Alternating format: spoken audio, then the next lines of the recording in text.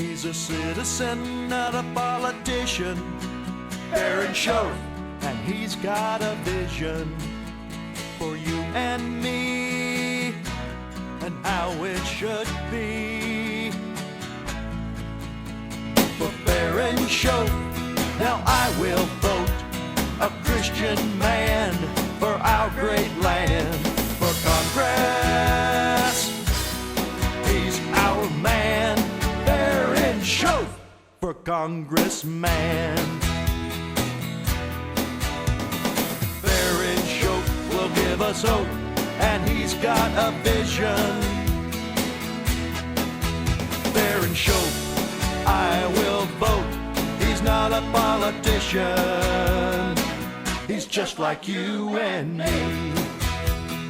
Farren Shoaf is just like me. He's just like you and me. Vote for Farren Shoaf.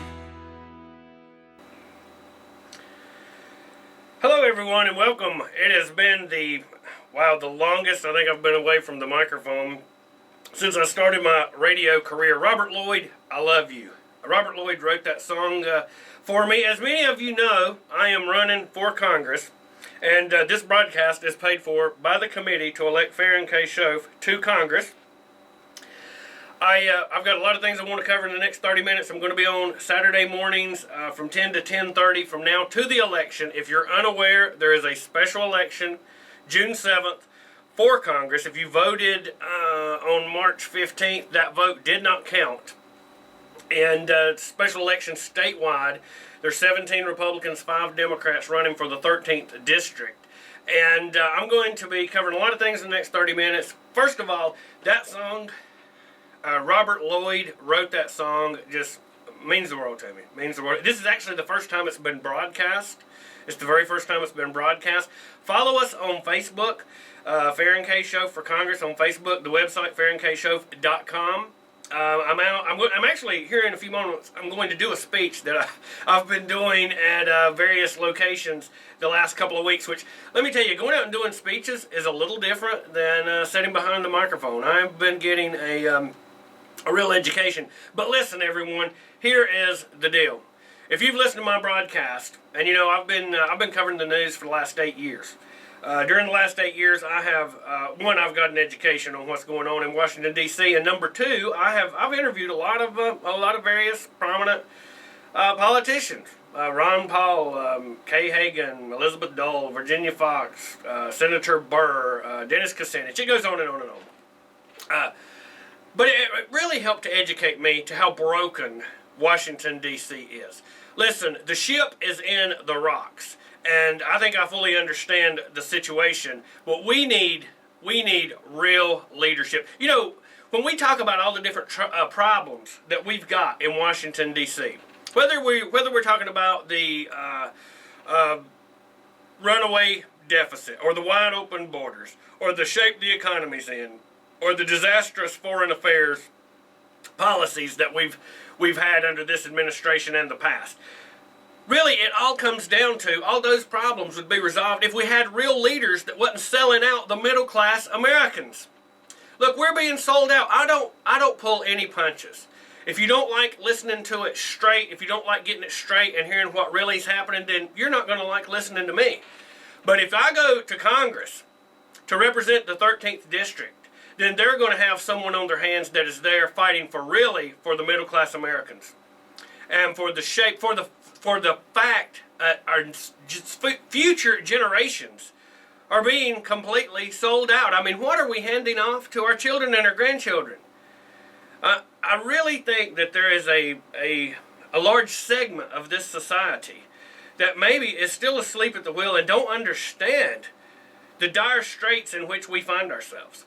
You know, I had only vaguely kind of considered running for office until this situation with this 13th district came about, where actually a regular guy could run because you're not up against an incumbent with a war chest. It is a situation where a regular guy, not a career politician, not an attorney, but a small businessman, a family man. And I'd like to say right here to Laura, wow. what she goes through. So let me do this. You know, I've got a lot of information here. If you want rack cards, if you want papers, if you want to pass stuff out, get in touch with me. You can call me here at the radio station, 336-751-9375. And of course, any campaign like this, we need donations. So contact me if you can donate. We're doing this on the grassroots effort. I mean, this is as grassroots as it gets, this campaign right here. But we're taking it to the people. And let me tell you, going out and talking to the people, of which I've talked to now hundreds and hundreds of people, going out to flea markets and car shows and just whatever. Most people don't know that there is a special election. They think they voted June 7th or March 15th, but that vote didn't count. They did vote, but it didn't count. There's a special election June 7th that's going to have a small voter turnout. So it is a situation where if you're really fed up with what's happening in Washington, D.C. and what has been happening for however long you want to put the time limit on it, we can win this election and really affect some change. We really can. This is the one. And that's why I decided to run for Congress. And wow, the last month has been like a whirlwind. And the next, we're just 5 weeks away. We're just 5 weeks away. So my goal, anytime I go out to speak to any group, a lot of these speeches you have 3 minutes, some of them 5, most of the time 3. And if you're interested in seeing, look at the website, FarrenShoaf.com, and you can see some of the articles that's been written, our Facebook videos I've done, videos of speeches. You can really check out a lot of what has transpired. I think it was the Conservative Citizen, don't hold me to that, wrote an article about my speech on Tuesday night in Greensboro. And you know, I'm not going to say that some of my opponents wouldn't be qualified to do the job. In fact, you're not going to ever hear me say one bad word about any of my opponents. I don't have to conduct a campaign like that. This is a debate of ideas, and it's a debate on what is best for America and what direction do we want to go in. Because I'm here to tell you the direction we've been going in, which is the direction they would like to see us continue going in, is a disaster for us, our children, and our grandchildren. And it is time that people accept straight talk about the situation that we're in, because it is unacceptable to continue down this road. And we're going to get into HB2 as well. So let's get started. I wanted to share with you, just for everyone. My mom hadn't been able to go to one. For everyone that's not been able to attend a speech that I give, and I will say this much: it's different than my opponents. I wanted to give everyone a sense of what I share when I go to these events. Last night was the Davie County Reagan dinner. So, you know, it was all kinds of politicians, retired state senators, several judges. This is the information that I'm giving them when I go. So I'm going to do it just like I do when I go. My name is Farren Shoaf. I've been a small business owner since age 21. I owned a car and truck accessory store for 22 years in Iredell County, and currently I'm the owner of WDSL 1520, a Christian radio station in Moxville. I've been a lifelong resident of either Davie or Iredell County. I'm a father, I'm a husband, and I'm a citizen. I'm not a politician, and I'm running for Congress, ladies and gentlemen, because I believe we're at war. We're at war against the progressives and the liberals and the leftists and the Democrats and the Republicans that are Republicans in name only in Washington, D.C. And we're at war with those who wish to destroy our conservative values, our Christian principles, and our European heritage. We're at war with these career politicians that kneel at the altar of high finance, big money, special interest, and Wall Street. And time again, they readily prove that they couldn't care less about the hard-working middle class, which everyone knows is the backbone of any successful economy. They prove they don't care about our veterans. They actually openly care more for and pander to illegal immigrants rather than our very own veterans. As I speak here tonight, there's over 30,000 homeless veterans sleeping in the streets of America. And that is a national disgrace. Both parties refuse to secure the border. The politicians in Washington only pay useless lip service to balancing the budget or to truly reining in our out-of-control debt. And now we have a federal government that's proven itself to be too incompetent to manage Social Security, too incompetent to manage the post office and the VA hospitals. They've made a disaster out of our foreign policy, and now they have hijacked our nation's healthcare system. We are $19 trillion past bankrupt. We go $3 billion per day in debt.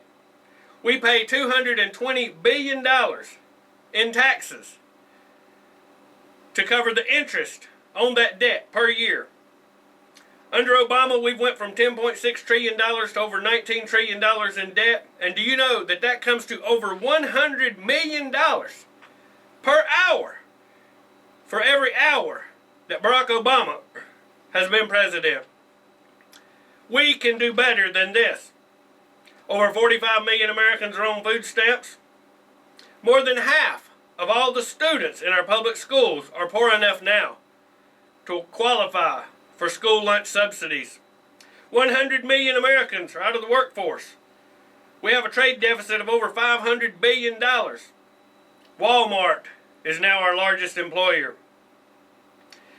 We spend over $500 billion per year on defense.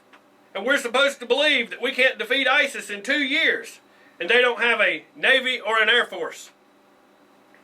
And when a baby is born in America, can you imagine at his or her first breath, they're over $50,000 in debt to the Federal Reserve banking sham. And that is a national disgrace. We need drastic change in Washington, D.C. We need representatives sent there to fight for the middle and working class people, not more career politicians who will continue to sell us out. We must end the trade deficits and return to manufacturing our own products in America. We must manufacture our own socks and our own hand towels. We must protect our local farmers, and we must remove the bureaucratic shackles on our small businesses that stifle business upstarts and creativity. We must have a strong military and preserve our national interests, but stop the endless foreign interventions and world policing. I also oppose amnesty, and I absolutely believe that we must build a wall and secure our borders. I am also a staunch supporter of the Second Amendment, and I believe we must never let our rights to bear arms be infringed. We have drifted far from a constitutional republic. We must return to sound, logical, common sense governing from the federal to the state to the local level. I'm asking for your support. If you're really fed up with these sellout traitors in Washington, D.C., send me there to fight for true freedom, for true liberty, for Christian rights and morality. Because I'm just like you. I'm a citizen. I'm not a politician. I'm a hard-working family man, and I welcome this fight on your behalf against those who are sadly but successfully destroying us from within. If you want to be represented by a fighter that has had enough of seeing our children and grandchildren handed a lower living standard than we've enjoyed with wide open borders and skyrocketing deficits, then I'm asking you to vote for me, Farren Shoaf, on June 7th. That is one of the speeches that I've been given when I go out and speak at these events, and I will tell you, it is different. It is different than everyone else's. And it is because I fully believe this is the gravity of the situation. I believe it's now or never. And you know, HB2 proves that our conservative principles and our Christian values is under attack by a bunch of leftist liberals that oppose anything that's moral and right and Christian. You know, if you was listening to this broadcast previous to my starting to run for Congress, you know that I said, one, the Supreme Court would pass gay marriage. And look at the facts of the matter. Here in North Carolina, we had a constitutional amendment. There is no 10th Amendment rights. There is no 10th Amendment rights, apparently, because it gets struck down every time. But I said exactly what would happen. I said, once that passes, it'll move to the next thing. The bathroom is just the next thing. And I hope John Bluss, Senator Brock are correct. They're doing a good job in the House, in the Senate. John's in the House, Brock's in the Senate. But they're doing a good job with HB2, and I commend them for that. And I hope that we stand our... I don't care who don't come and sing. I don't care what the NBA or the NFL or anybody else does. We should stand our ground. Let us never, ever forget that this country was founded on our European Christian values. I say we never put our daughters and mothers in peril to appease a small minority that's confused by their own plumbing. We never give up our security and our privacy for anybody, and that includes any court or any government. And I would like to read right now for everyone from the Declaration of Independence, July 4th, 1776. But when a long train of abuses and usurpations, pursuing invariably the same object, evidences a design to reduce them under absolute despotism, it is their right, it is their duty, to throw off such government and to provide new guards for their future security. It is time, people, that we provide some new guards to Washington, D.C. It is time that we send a message to Washington, D.C. that we've had enough. We're fed up, and we're not going to take it anymore. You know, I've got a piece of paper right here in my hand, right now. This was Washington Examiner. Give me just a second, let me get it over here. Washington Examiner this past week. Drudge Report ran the story. I think we've become numb to news like this. The headline, I didn't write this, Washington Examiner. ICE releases 19,723 criminal aliens, 208 convicted of murder, 900 convicted of sex crimes. I held this piece of paper up last night at the Davie County Reagan dinner. Read the headline. The U.S. Immigration and Customs Enforcement Agency in 2015 decided not to deport but release 19,723 criminal illegal immigrants, including 208 convicted of murder and over 900 convicted of sex crimes, back into our society. And guess what the reason was? The countries that they're from wouldn't accept them. We're talking about murder. Why do we not imprison them? Look, this is traitorous actions on the behalf of our very own government to release these people back into our society. It's unacceptable. It's traitorous. It's treason. Now think about the fact, if one of these murderers commits another murder, and I mean, the odds are, the statistics would round out to say that absolutely most likely will happen. The government of the United States, Barack Obama, and the Republicans and the Democrats in Washington that won't stand up and oppose this and enforce the laws that are on the books, they are an accessory. They're an accessory to any crimes that these people commit, and they should be charged and jailed because they are traitors to we the people. People, we got to stand up and say what's really happening in this country. This is unacceptable. We can't kick the can down the road anymore. We can't go along to get along. We are being sold out. Our own government is turning murderers and rapists loose on the native population. If we've got men in this society that are not neutered, it is time to stand up and fight for our women and our children and our future generations. And that's where I'm at with this. That's where I'm at. I am fighting mad. I'm not looking to go to Washington, D.C. to make friends. I'm looking to go to Washington, D.C. to affect change, because things have got to change.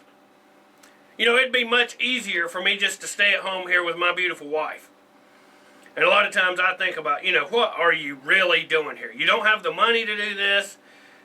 It's unbelievable the paperwork you go with. But I am so tired of looking at the lies in the news. Look at what they're trying to do to Donald Trump. Whether you like Trump or whether you don't, he's got millions more votes. I think he's broke the record of any Republican candidate in recent times. The people have voted for him. And even the Republican establishment tries to undermine him. We are in a fight for the very heart and soul of America, people. And whether you like me, support me, or you don't, I still ask you to get in the fight because you've got children. Get in the fight. We've got a real opportunity here with this special election for a regular person to get elected. And it could be, you know, any of, you look at them, you vet the 17, you decide who you're for. Whatever, I'm just telling you, there's a special election June 7th. And we've got an opportunity, possibly, whether you like Trump or whether you don't, at least he's saying some of the things that, thank God he is saying, because the rest of them, we wouldn't even be having a debate about illegal immigration. We wouldn't even be having a debate about the $500 billion trade deficit if it wasn't for Donald Trump. The rest of them wouldn't even discuss it. It would be the status quo. Keep the borders open, keep the taxes rolling, and keep selling us out. You know, we need to say, I think a lot of people, and I think when I go to these events and I speak, I think they're taken back by the language and the facts and the numbers and my attitude. Because I don't know how to do it any other way. This is the only way that I know how to do it. Because this is how I feel. And you know, in the last 8 years covering national and international news, and you know, I've went all kind of different places, I've been part of all kind of different protests, I've put on all kind of different events. I've got an education. I know what's in the Trans-Pacific Partnership. I know what's in the Omnibus. I know what's in the National Defense Authorization Act. I know what the Patriot Act said. I know how we got here. I see how it works. Heck, I predict it most of the time. But it's just, you can use this barometer. If it's bad for the American people, if it's bad for our churches and our Christian, they will pass it every time. And look, what's happening in the Supreme Court. If we get Hillary Clinton, I think in our lifetime, the church will be meeting in the basement of a home. I admonish the church to get in the fight. 501c3 or not. Get in the fight. We're in a fight. We are in a fight, people. And if you don't believe it, you have to believe it. Just turn on the news, please. People, wake up to the reality that we're in. And if you're looking for someone that is willing to take the fight for the people to Washington, D.C., vote for me on June 7th. Go to the website, FarrenKShoaf.com. Check out the videos. And donate if you can. Because this is grassroots. I mean, this is the grassroots. We don't have money to do mass mail-outs. Myself, Laura, Brian, Miss Peak, we're doing it all ourselves. We're stuffing the envelopes. We're signing the papers. We're sending them out. We're doing this as grassroots. In fact, I've never folded so many papers. But hey, if that's what it takes to turn this country around, I'm all for it. Because there's no need to send more people to Washington, D.C. that's going to sit up there and say, you know, I didn't like that bill, but I had to vote for it. Well, guess what? If I don't like the bill, it's like this. If the bill is not good for middle-class America, if it's not good for regular people, which is just like me because I'm a regular person, but it's good for the banks and for the corporations and for the lobbyists and for the special interests, well, they can kiss it goodbye to getting my vote. I don't care what kind of pressure, what they say. I don't care. It's not going to happen. All that's over. And while I've got just a little bit of time left, I would like to say, people, educate yourself to the Federal Reserve banking system. This came up in one of the events this past week. The question was actually posed to a sitting House member in the state here in North Carolina. He couldn't address it, didn't know. You know, had no comment really on the Federal Reserve banking system. People, educate yourself to the Federal Reserve banking system. Article 1, Section 8 of the Constitution gave the right to coin and regulate money to our Congress. I said this Tuesday night. We let that slip through our fingers December 23rd, 1913, when we let a cabal of banksters take over our monetary system. Our founding fathers adamantly opposed this. It was the third attempt at a central bank. They finally got it through. Have you noticed the banks keep getting richer, but the people keep getting poorer? Absolutely, there's a correlation. Look into it. This is insane. When the Treasury prints a $100 bill, we the people owe the Federal Reserve banking sham $100 plus interest. That's where the $220 billion go. You have to pay, the government extorts these taxes from the American people to pay the Federal Reserve banking system, and all of it could be nullified. There's no reason for this. And they create this boom and bust system. And since they took over in 1913, your dollar has lost well over 90% of its purchasing power. Something no one talks about. Most people are not educated on these facts. And there lies a large segment of power that is not federal, it's not a reserve, and they extend this power over our Congress and over the executive branch. And they have much, much influence in selling us out in this country. We've got to address that. We need people to wake up to what is really happening and why the economy works the way it does. And until we address that, I don't see how we can ever truly affect change. But we've got to educate ourselves about these matters. Now, I'm going to be out at several different events. Look, I am available. If you have questions, you can call me. 336-751-9375. I'll be happy to discuss them with you. We've got literature. If you'd like to go out to events and pass them out, please contact me. We need all the help we can get. We've got 5 weeks. And this is, I don't think this will ever happen again in my lifetime, where you have a special election with 17 people running. You can go vote. We've got 17 people to choose from on the Republican ticket, 5 on the Democrat. It's a winner-take-all election. So if you win, you lose toward battling the Democrats toward November. This is doable if we can get the word out. And so I need your help. I've done this broadcast since 2008. I've never made a dime at it. In fact, it's cost me thousands of dollars just to get the news out. People don't hear anywhere else. And now is an opportunity to maybe really get in the fight and affect change. And I'm asking for your support. I'm going to leave it right there. I've got a couple things I want to play for you. Again, FarrenKShoaf.com, FarrenKShoaf@yahoo.com. And I want you to listen to this next song by Robert Lloyd. And I want to thank you for listening. I'll be back on next Saturday at 10:30.